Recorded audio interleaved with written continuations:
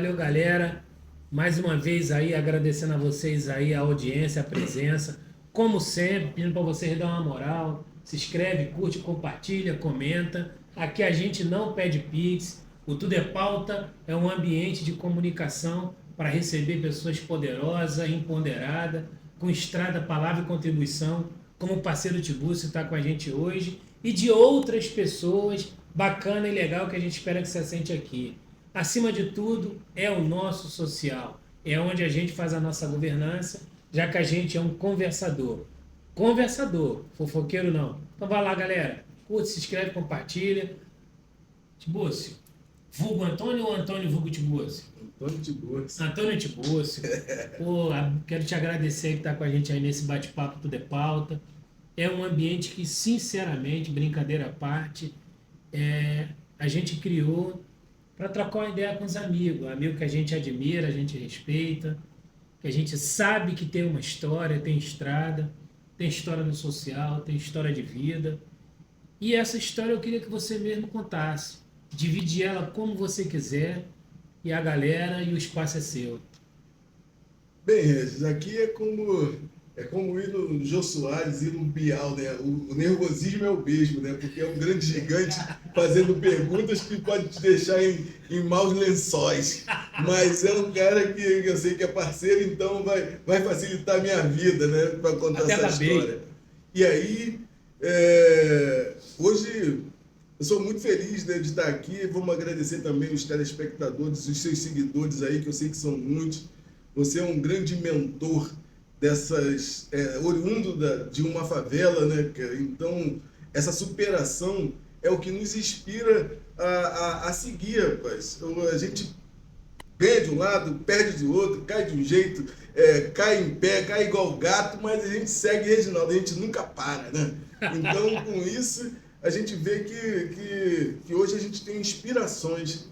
E o social pra gente, o social para mim foi muito importante na minha vida. E hoje eu estou pautado com temas de empreendedorismo porque eu conheci gigantes, eu conheci esses mentores que fizeram eu ter um novo olhar, fazer do social um comercial muito bacana. E hoje nós temos uma política voltada para a área de risco através de uma empresa de logística chamada Favelog, que hoje que bem breve vai se tornar uma startup, né, muito forte, uma social tech que vai gerar impactos dentro das comunidades, levando emprego, levando renda e dignidade para esse povo.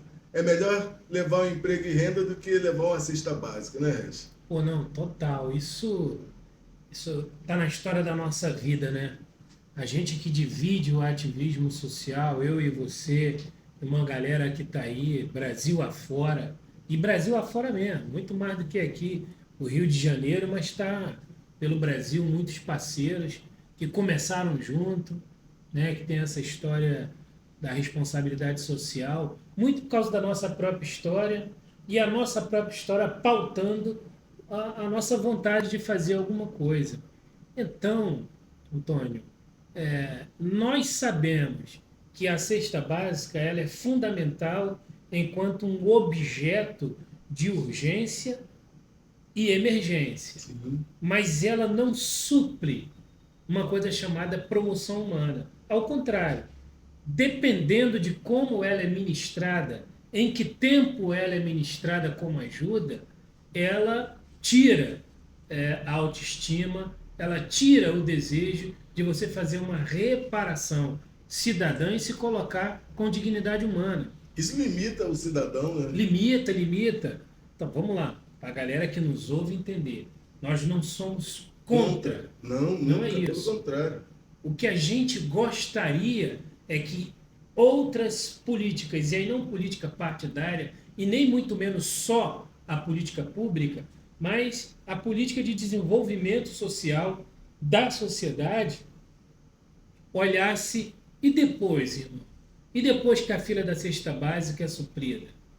E depois que aquela cesta básica termina em uma semana, 15 dias, um mês, mas e depois? Volta para a fila de novo? Sim. E quando aquele personagem social se fadiga da fila, o que ele faz para suprir essas necessidades? Então, entende que a cesta básica vira uma figura de linguagem, de estudo e esforços para encontrar a resposta para esse depois, cara. E você sabe, né, o cidadão da comunidade, ele nasce arquiteto, ele nasce engenheiro, né? Ele já nasce com esse escambo que as famílias fazem uma com a outra, né? Que tiraram o nome, modernizaram, mas na favela ainda continua. O cara bate na porta do outro e pede o açúcar, pede o pó de café, pede não sei o quê. E tem aquela troca muito justa que passa a ser uma moeda. E essa moeda circula nos lares dos territórios favelados, irmão. Essa é a pouco falada ou não falada economia da solidariedade. Verdade. E quando a gente pensa em economia, a gente pensa no PIB de um bairro, uma cidade, um estado, um país, do PIB global, mas na favela existem variações de PIB, do Produto Interno Bruto, que não é aquele que está regulando o desenvolvimento socioeconômico da cidade, do estado ou de um país, mas está regulando a sobrevivência. E o PIB da solidariedade é esse, é o de porta em porta, é de uma porta para outra, é a divisão do pouco, né? É a indicação da oportunidade de suprir uma necessidade e muitas vezes é a divisão do nada. Aí se você perguntar como é que se divide nada? Verdade. Né? É verdade. 1 milhão vezes nada é nada, né? É nada. Vezes 1 é 1 milhão. E a gente vê, eu que tive o privilégio, né, de ser filho de dois ex-líderes, né? Minha mãe, que foi fundadora da Associação da Cascatinha, meu pai, que participou da Associação da Vila Cruzeiro. O meu DNA é esse. Sendo que eu aprendi e queria ser uma associação diferente. A gente já teve dentro da nossa associação, na época, 24 especialidades médicas, né? Era uma boutique na favela, com um ponto muito forte de saúde. A gente tinha clínico geral, especialistas em tudo quanto até pré-natal era feito na favela. Deixa eu abrir uma aspas aqui para tornar isso na importância que é. Nós estamos falando dos anos 90, Isso. Início dos anos 90, quando não existia discussão nacional de clínica da família, de UPA, de programa básico de saúde, saúde da família, agente de saúde. Não existia no país essa discussão. Não existia em muitos lugares do mundo a referência de medicina coletiva para a população pobre. Sempre foi o Médicos Sem Fronteira, a Cruz Vermelha. Nós estamos falando de uma iniciativa que você teve nos anos 90, numa favela, no subúrbio do Rio de Janeiro, que era marcada só pela imagem violenta. Mas que aquele lugar que era marcado pela imagem violenta tinha uma associação de morador requintada, devotada à resolução de saúde, enfrentamento de endemias, né? Campanhas de combate às DSTAs, como era classificado na época, né? Um relacionamento de saúde social que estava muito à frente do tempo. Você só passa a ver isso agora, 2010, 2012, com o evento do surgimento da medicina de família mais intensificada, não que não existisse, mas da medicina de família mais intensificada e o surgimento das clínicas da família, as UPA, que hoje é a nível nacional. Mas não existia essa linguagem antes, quando você desenvolveu e desempenhou esse trabalho numa associação de morador na Vila Cruzeiro, Complexo da Penha, subúrbio do Rio de Janeiro. E aí, nós montamos os nossos 5 S's, né? E aí, nós éramos os únicos favelados daquela época que tinha plano diretor para a nossa cidade. Para mim, o Complexo da Penha era uma cidade. entendeu? É uma cidade ainda, né? São 13 bairros agora, com 120 mil habitantes, que já deve ter muito mais, mas a gente sempre pensou em todos os setores. Inclusive, o que nos leva hoje ao empreendedorismo é trabalhar a parte dos desendereçados, as pessoas que só têm o CEP principal e querem ter a comodidade de receber uma remessa dentro de casa e não conseguem por causa da discriminação do território. A gente teve que transformar tragédia em oportunidades. Com a morte de Tim Lopes, por exemplo, um grande feito que devastou o Complexo do Alemão e Penha. Hoje, no critério de desempate, até hoje a gente sofre. Tiramos a mesma nota com um cidadão daqui de Olaria e critério de desempate, onde mora, Vila Cruzeiro, Complexo do Alemão, o nego desclassifica logo por conta desse estigma que ainda existe. Eu vivi, como você sabe, e a galera aí talvez que nos assiste vá saber, alguns saibam, 45 anos da minha vida na comunidade da Grota, no Complexo do Alemão. E nesses 45 anos não houve uma única vez que eu necessitei de ter a minha cidadania reconhecida ao preterir um serviço público ou privado que não fosse maculado pelo reconhecimento de uma área de risco. Há uma semana eu fui preterir um serviço de uma companhia privada e a companhia disse que não podia me atender porque eu morava numa área de risco. Falei, isso deve ser algum tipo de karma, só pode. Deve ser. E a gente carrega isso, Regis, mas é isso que nos faz estar aqui hoje, no Tudo é Pauta, discutindo com a sociedade as oportunidades, porque a gente não parou por conta disso. Ah, não, nunca. Nunca paramos. E aí a nossa vontade de empreender, de dar um conforto melhor para os nossos pares dentro de casa, nos faz levantar e falando, tomamos essa porrada hoje, uma rasteira ontem, mas a gente tem que levantar no dia seguinte bonzinho e tá ali. Aí veio a pandemia, caramba, ninguém pode sair de casa. E a favela, como é que anda, meu irmão? Para onde vai? Para onde vai? Se esse vírus da Covid-19 fosse tudo isso que foi propagado, a favela tinha sido dizimada, gente. Era uma casa colada na outra e o favelado continuou transacionando um com o outro. E a gente viu que aconteceu, tiveram casos, sim, mas não foi tudo isso que falou e a favela não parou e continuou tendo que estar sustentando. Eu trabalhava na Polimix, Regis, e a nossa empresa não transacionava os produtos dela com a pessoa física. E veio a pandemia e a gente, com o nosso jeitinho de ser, fez uma proposta para a Polimix e ela falou assim, não aceita, é difícil, Antônio, trabalhar com pessoa física.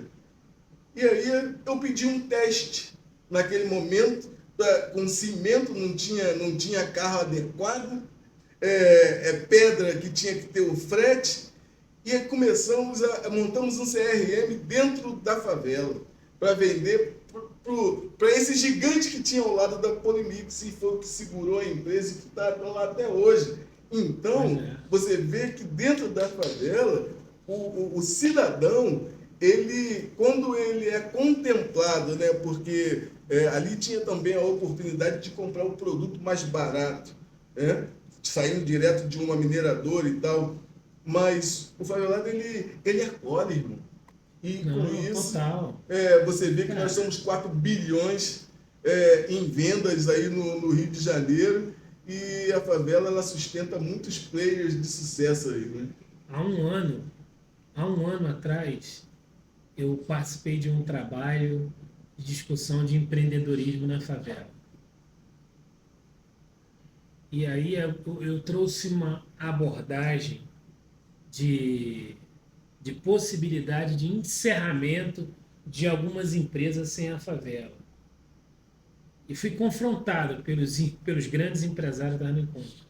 Falei, não, tudo bem, vamos fazer uma conta lógica.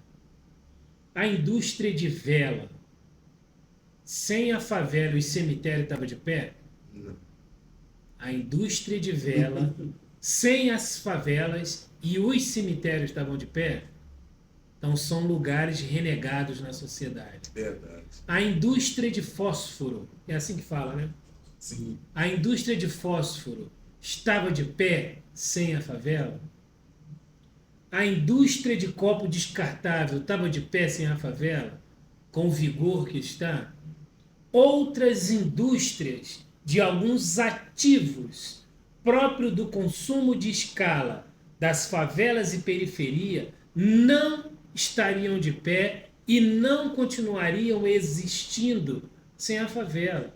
A indústria do Bombril estaria com o vigor que está de pé sem a favela? A indústria de refrigerantes, não quero citar marca, estou falando de produto. A indústria de refrigerantes, nesta era em que nós estamos, nesta curva de discussão de saúde, estaria vendendo se a favela não consumisse em larga escala refrigerante percentualmente a maior do que o meio e o topo da pirâmide? E com um detalhe, né, Regis? Tem empresas de refrigerante que não acessam a favela, só acessam por atravessadores. Porque não acessam, porque não querem contato com a favela, mas vivem disso. da favela. Então você entende, cara, que a gente traz uma discussão aqui, não é uma discussão preciosista, não é uma discussão vaidosa, é uma discussão científica. Veja duas pesquisas que merecem o nosso respeito. Eu já falei mais de uma vez, e você também, e é conhecido, e este ano o próprio Ibope aferiu e colaborou. Se nós pegarmos o PIB de favela, esse PIB não está na favela. Aquele número, e aí eu não quero falar dele, porque é um número muito provocante, né? Aquele número não está na favela. Aquele número sai da favela. Aquele PIB circulante, ele não está resolvendo as aflições sociais da favela, embora ele exista. Você pode pensar se ele é um D a menos ou um D a mais? Pode, mas ele existe.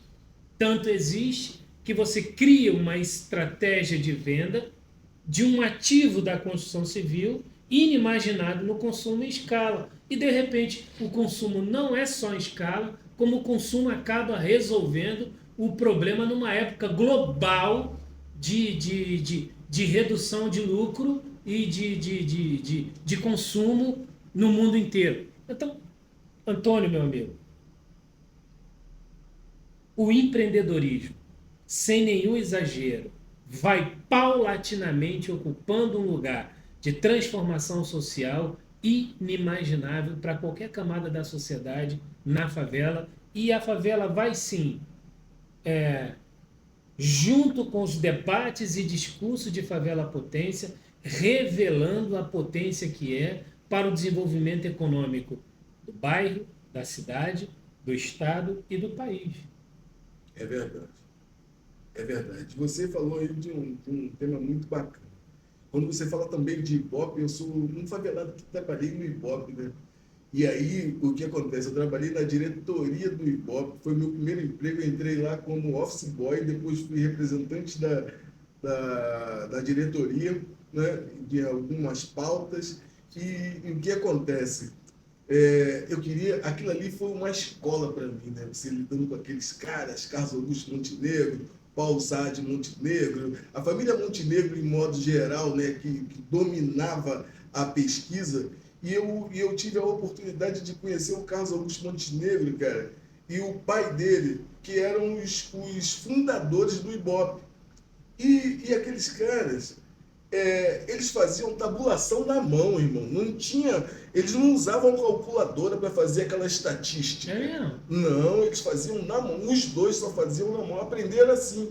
E uma das coisas que eu aprendi com o Carlos Augusto Montenegro, ele falava assim: Antônio, sabe por que eu gosto de você? Porque você é dinâmico, cara. Você é um cara da comunidade e tal, é dinâmico. E eu falo isso para os meus filhos. Os nossos condomínios aqui na Barra e nos lugares que eles moravam, é um mal, Antônio. Eu levo meu filho para geral, ele é botafoguense doente, né? Eu levo meu filho para geral, sabe por quê? Ninguém é perfeito. Porque superproteção... É doente mesmo. Superproteção, ele falava, faz filho de milionário virar marginal, rapaz. A gente protege até um certo... Daqui a um pouco os caras se libertam, o mundo agarra, irmão. E aí, já viu, né? Aí um abraço. Então, cara, a gente vai falando de tudo isso e a gente chegou num ponto que merece a nossa sustentação por um tempinho aqui, que é o empreendedorismo. É empreender.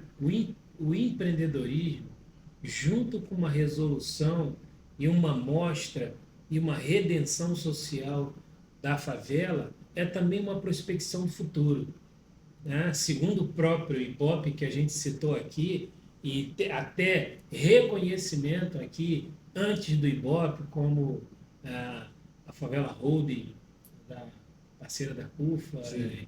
uma das empresas da CUFA, Gerando Falcão, o G10 Favela, enfim, outras entidades que se debruçaram e mediram a favela já haviam mergulhado a nós, a antiga Outdoor Social da Emília, que agora está em Portugal, mas fazendo muitos trabalhos ainda no Brasil, já haviam feito esse mergulho. E agora tem um número, salvo engano, no Ibope de 2023, que 43% dos moradores de favela pretendem empreender.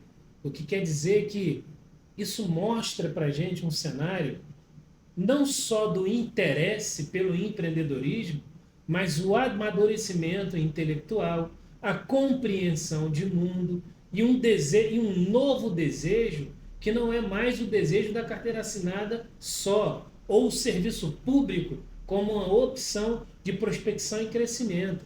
Esses 43% traz para a gente, a reboque, uma visão sensacional de futuro.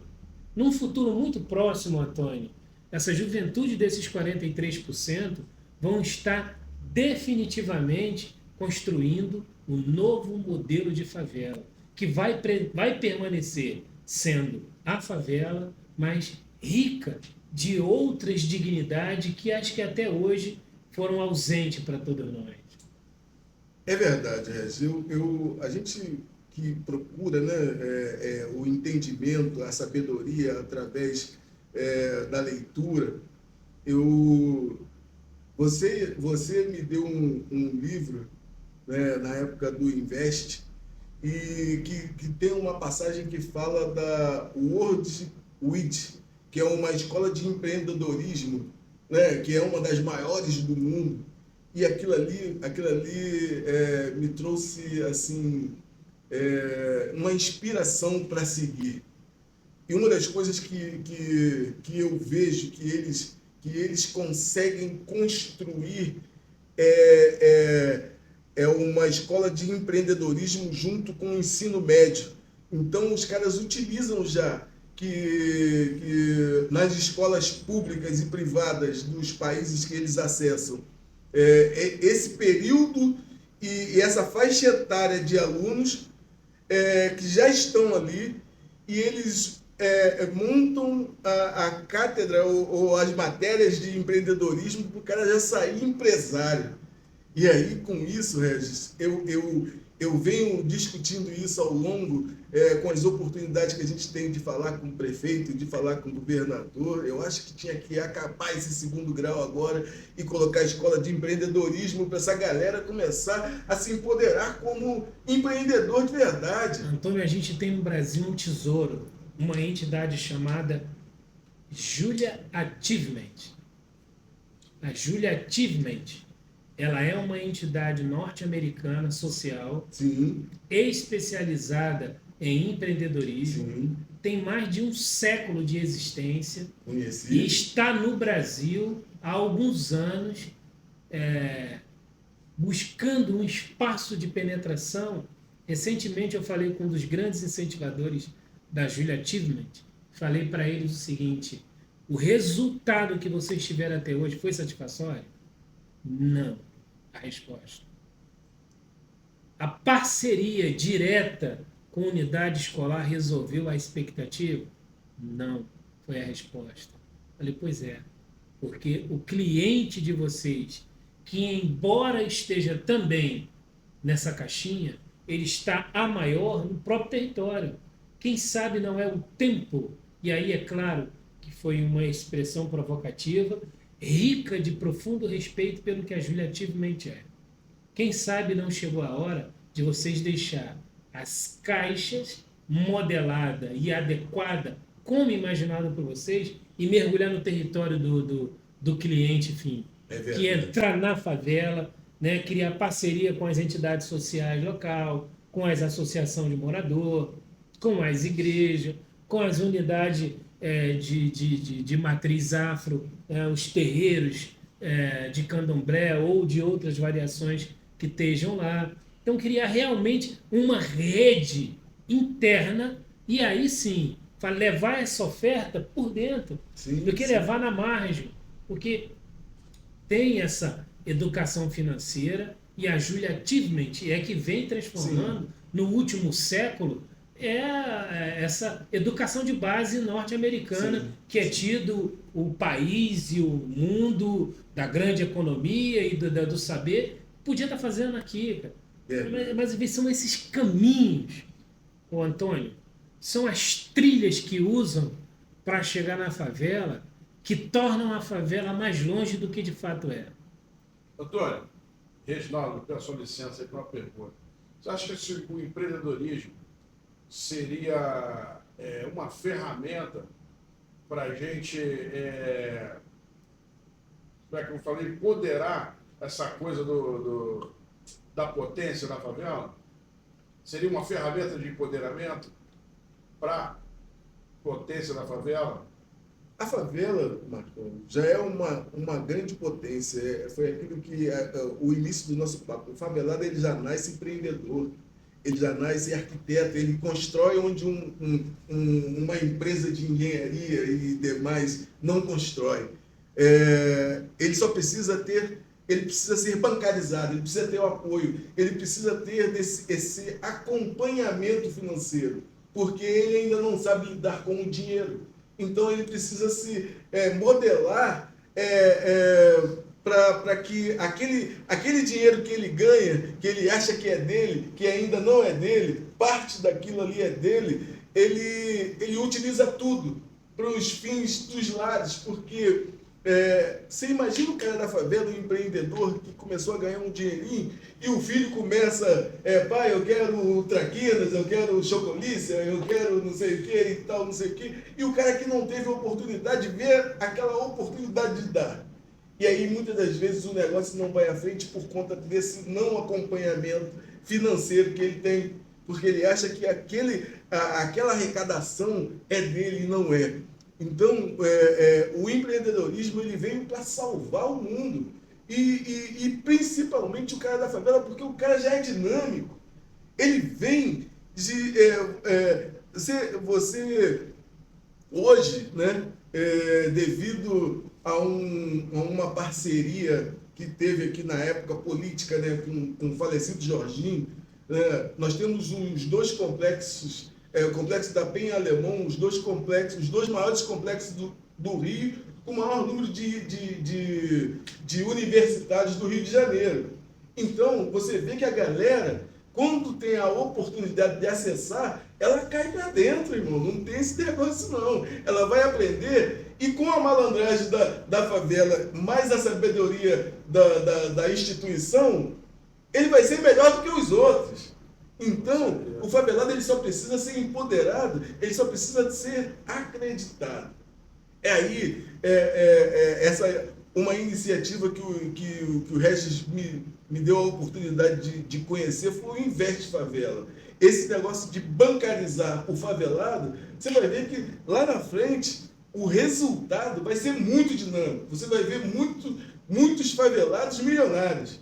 Porque bancarizou, acompanhou e deixou com que o cara usasse aquela garra que ele já nasce, né, de sobrevivência para cima.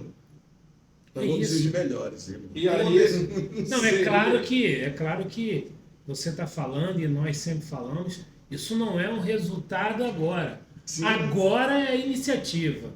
Agora é a tomada de posição. Como a questão dos 43%. Vê como está casando.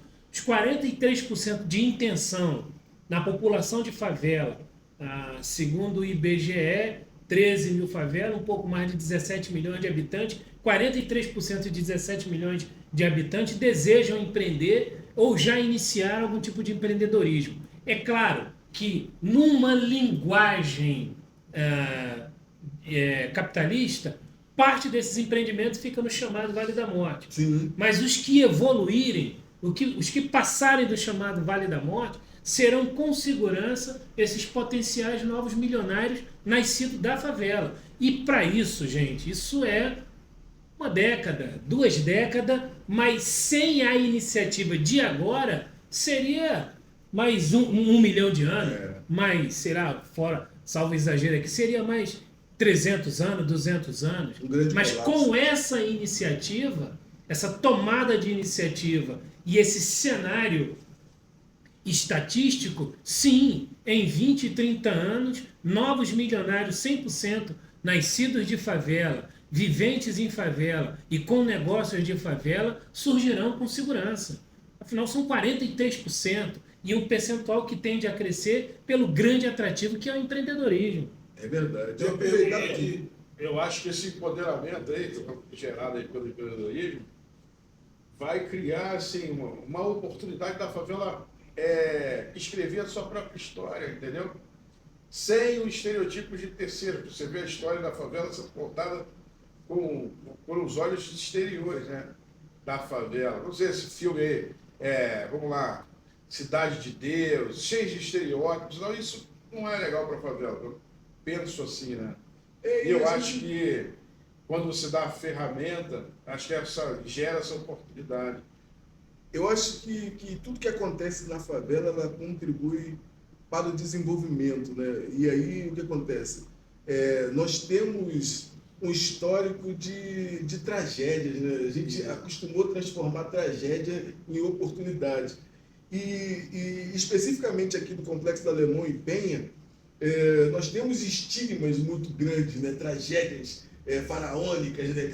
que foram um pico de pautas do mundo. Só que eu via na época do governo Sérgio Cabral, o secretário Beltrame, ele dizia o seguinte: enquanto a sociedade não se mobilizar para mudar esse status, vai continuar acontecendo os sequestros, os roubos. Por quê? O empresário, com a entrada da UPP, por exemplo, que foi um grande boom na segurança, né, naquela época, e a gente via que a polícia entrava para fazer o trabalho, mas era uma guerra avisada para que não houvesse menos violência, menos mortes, mas o empresariado cruzava as mãos e falava que era competência da polícia. E não dava emprego para o cara, e não dava oportunidade. Aí o cara, você imagina o egresso que até hoje sofre, né? O cara que passou no sistema penitenciário, ele sofre com esse estigma, com esse rótulo de ex alguma coisa, e o cara não tem oportunidade de emprego, irmão. E aí tem um outro lado, voraz, querendo dar emprego para um cara com experiência que ele já teve. Então, se você não dá oportunidade, cara, você está criando um mal em grande escala. Não é isso, Regis? Não, cara, então, a gente acabou de falar numa conversa que a gente teve anteriormente aí, a gente falou da população carcerária brasileira. Sim. Cara, que é de quase 900 mil cidadãos em situação de regime fechado, fora a população carcerária feminina, fora as crianças, jovens e adolescentes em situação de medida socioeducativa. A gente tem hoje uma população em regime de correção baseado nos delitos de pequeno e maior proporção cometida contra a sociedade e o cidadão, assustador. Acho que nunca, em todos os anos, a gente teve um cenário tão aumentado. Mas o Lucas tem uma pergunta aí, ele vai fazer, porque nós vamos se aproximando. Aqui da Thaís MF perguntou como é que você começou com o empreendedorismo e até onde te levou. O empreendedorismo, na minha vida, ela começou através do social. E, por exemplo, hoje eu tenho um negócio na área de logística, que é a empresa chamada Favelog, que foi uma grande oportunidade. Eu tinha um amigo mediador de uma emissora que tinha os seus clientes. E esses clientes eram um grande hub de logística que fazia a primeira remessa, a primeira entrega, para ser mais claro, dentro de uma comunidade e perdia toda a carga.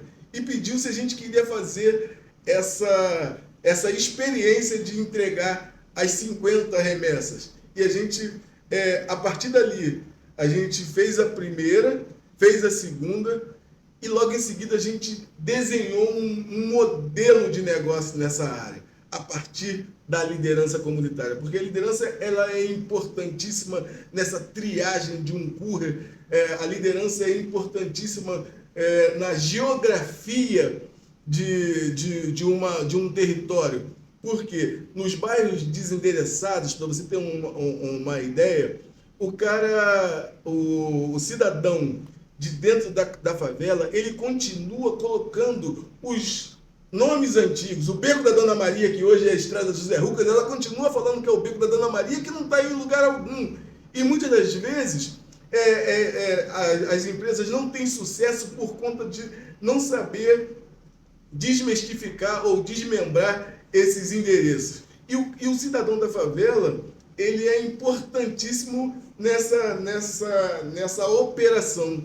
E aí a gente vislumbrou esse caminho e montamos um negócio. Negócio de empreendedorismo para gente que não vem com esse preparo. Eu venho uma família de um cara que era mecânico, hoje é empresário na área de academia e tal, não sei o quê. Por maior orgulho que eu tenho do meu pai, né, que sempre lutou por nós.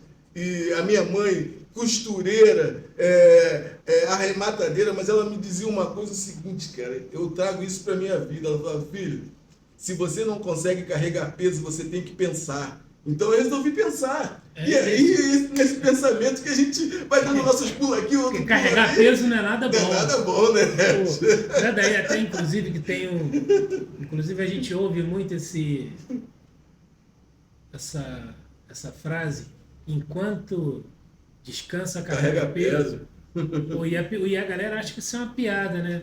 Não é uma piada. Mas a frase enquanto descansa, carrega peso veio da região de Minas Gerais, quando os escravos faziam uma pausa nas minas de extração de pedras, mármore, enfim, como até hoje é o grande berço da extração de pedras, granito, mármore e tal, para a construção civil, para o mundo, inclusive. Imagina de uma maneira rudimentar, extremamente dolorosa e sobre o jugo de ser escravo. Então, eles tinham um filão de tempo nesse trabalho imensamente forçado e subjugado a castigos inimagináveis enquanto ser humano. Quando o feitor, mestre da mina, percebeu que esse intervalo diminuía um pouco a produtividade. Então, aquele intervalo deixou de existir e os escravos que repousavam no intervalo carregavam pedras menores. Daí vem a frase: enquanto descansa, carrega pedra. Então é uma frase que traz em si uma origem extremamente dolorosa e que, quando ela é dita, quer dizer que aquela pessoa, numa condição social menor, quando a gente diz para ela, enquanto descansa, carrega pedra, você quer dizer que ela está julgada, ela está sujeita a morrer trabalhando. A gente nem tem noção disso quando um patrão diz isso para a gente numa empresa. Quando um líder numa determinada empresa, ainda que por brincadeira, se dirige dessa maneira o seu grupo de liderado, ele está trazendo um tratamento estrutural tão pesado e tão danoso e que está sobre as custas de muito sangue. Então, isso inclusive é um modelo de frase que eu procuro não usar na minha vida, dado a importância que ele traz para a gente, principalmente nossa comunidade preta. Porque ninguém merece carregar pedra enquanto tem o direito ao repouso. Porque isso é indigno para qualquer tipo de ser humano. E é o que se pensa para a favela. É por isso que a geração dos nossos pais, dos pais dos nossos pais, toda geração ancestral que deu origem ao que é favela, morre muito jovem. Morreu numa expectativa de vida muito jovem. E morreu porque gastou a própria vida trabalhando baseado numa frase como essa. E fico aqui agradecendo uma vez mais você, Antônio, por esse bate-papo de utilidade pública, por esse bate-papo esclarecedor, e queria que você deixasse aí uma mensagem para a galera e dissesse como acha o Antônio, aonde acha o Antônio, qual é o seu endereço, se o pessoal quiser conhecer a sua empresa melhor. Se você quiser falar da água, fica à vontade. Esse é um espaço livre e libertário. Faz o merchan aí do seu cliente. Em verdade, a gente vai passando dificuldades e vai se remodelando, né? Isso aí até complementa a pergunta da pessoa que fez aí agora recente. Eu acho que falta para a gente simplesmente a oportunidade. Quando a gente tem a oportunidade, a gente remodela, refaz, desconstrói tudo que foi dado a gente e faz melhor. Então, eu acho que a palavra final desse bate-papo aqui é resiliência. Eu acho que as pessoas elas precisam ser resilientes, elas precisam acreditar nos seus próprios potenciais. E aí, com isso, não tem nada que segure. Você está falando da água, isso foi uma oportunidade lá atrás, em 2010. O Márcio Gonzalez, que é o dono da OH, estava iniciando. E aí, aquele momento ali, a gente deu uma oportunidade, abriu portas para ele entrar e tal, não sei o que, ele se tornou um grande gigante, depois voltou e a gente recomeçou e eu pedi a oportunidade, por conta da dificuldade, para ser um distribuidor do produto dele, que eu acho excelente, que é uma água com 8,5 de pH e tal, tem todas as propriedades de saúde. E com isso a gente criou uma moeda social que já está potencializando e ajudando os projetos sociais. Eu chego num determinado local que a gente possa acessar. Por exemplo, hoje na área que eu estou de jiu-jitsu, né, da Confederação Brasileira de Jiu-Jitsu, que eu sou o vice-presidente da CBJJO, a gente está fazendo agora, já convidando a vocês e os demais para o dia 9 e 10 agora o Campeonato Mundial, que vai ser um grande case de sucesso. Mas ali tem agremiações, tem academias, tem situações de ONGs, tem a Geração PP, que são pessoas, atletas pobres. E por que chegar com um patrocínio, de repente, para essa equipe, patrocinar aquela equipe toda, vai ser uma grande alegria, mas a gente não modifica o status da vida daquele atleta? Que formar um atleta de alto ou de baixo rendimento é a mesma coisa, é a mesma energia, gente. E aí, o que a gente leva com a água, com a OH? A gente leva a oportunidade de montar um CRM voluntário.